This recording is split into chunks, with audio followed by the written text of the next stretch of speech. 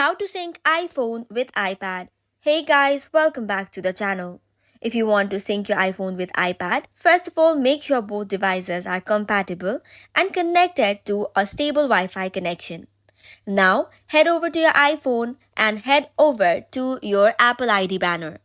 Then go to iCloud and then search for the iCloud backup and make sure to toggle on all the options that you want to sync in iCloud. This is how you can sync it on the iPad as well. So once you have done so in this iPhone, next is you have to head over to iPad. Head over to the settings and Apple ID. Make sure you are logged in with the same Apple ID as that of iPhone in your iPad. Then go to the same settings, go to iCloud and sync with the same applications that you have used on your iPhone. This is how you can sync all of your applications and data on both of your accounts using the same Apple ID. So that is all for today's video. For more such contents, do not forget to hit the like and subscribe button. Thank you and keep watching.